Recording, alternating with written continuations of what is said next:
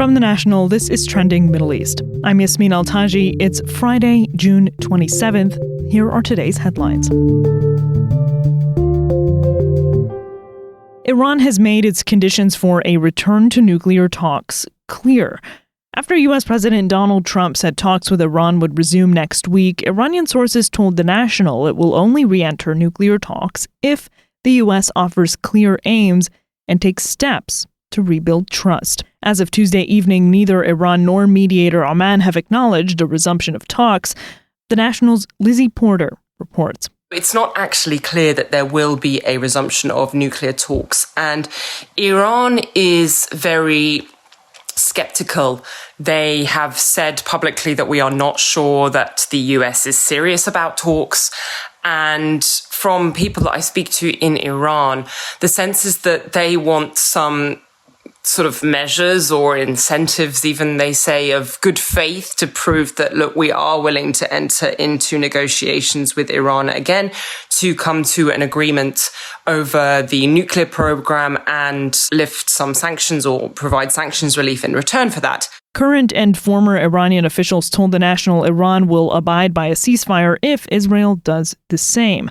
Iran and the U.S. were set to hold a sixth round of talks before the sudden Israeli attack on Iran on June 13th led to its cancellation. Iran had said negotiations with the U.S. were meaningless while conflict raged with America's strongest ally in the Middle East. For months before Israel's attacks, Washington and Tehran had been negotiating to reach a deal for limitations on Iran's nuclear program in exchange for sanctions relief. Iran is in a more difficult position in terms of coming to talks now, should they resume. Its nuclear sites have been damaged. We do not know the full extent of the damage. There are conflicting reports, and we don't know where the enriched uranium that Iran removed from the sites before the US strikes actually is. So Iran is in a more difficult position because those sites have been damaged at the least. And during any potential future negotiations, it's going to have to balance this likely willingness to rebuild those sites while convincing international interlocutors that it is not seeking a nuclear weapon by doing so. There are conflicting reports on the scope of damage to Iran's nuclear assets. Experts believe it's still too early to assess whether Iran's nuclear program has been set back by months or many years, after reports that the damage was not as substantial as the U.S. claimed.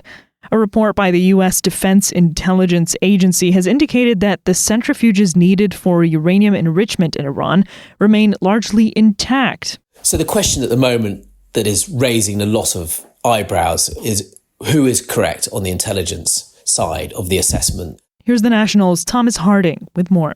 There will be also intelligence assessments made from sources inside Iran that will be reporting to the Israelis, Mossad intelligence agency, as well as signals reports, signals intelligence, where the Americans will be listening into the Iranians to see what they are saying about how badly they have been hit. Sources at the Pentagon's intelligence arm involved in what is called BDA, Battle Damage Assessment, told CNN that the 400-kilogram stockpile of uranium enriched to 60% had not been destroyed.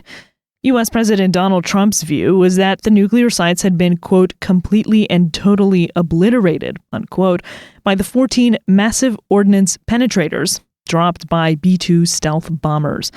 Trump said the news reports of the assessment betrayed the bravery of the pilots and aircrew involved in the operation. And at a press briefing on the U.S. strikes on Iran, Secretary of Defense Pete Hegseth said this. Because you, and I mean specifically you, the press, specifically you, the press corps, because you cheer against Trump so hard, it's like in your DNA and in your blood to cheer against Trump. Because you want him not to be successful so bad, you have to cheer against the efficacy of these strikes. The DIA's report contrasts with other assessments, including from Iran. Its foreign ministry said the facilities had been, quote, badly damaged. But Iran's supreme leader, Ayatollah Ali Khamenei, said in a televised speech the U.S., quote, achieved nothing, unquote, by joining the war to support Israel, and said that Tehran delivered, quote, a heavy slap to the U.S.'s face, unquote. So what does all this say about the chances of either a peace deal or further attacks? Because both are likely or possible in the coming days and weeks. If the assessment is made that Iran has still got a nuclear program, then there's a strong likelihood that the Americans will go back in. If the Iranians carry on trying to evolve and rebuild their nuclear program, the Israelis will almost certainly strike to keep it down. So it raises lots of questions. The final thing is that Trump will have to see whether he goes for all-out peace, as he wants to do, or goes back to war.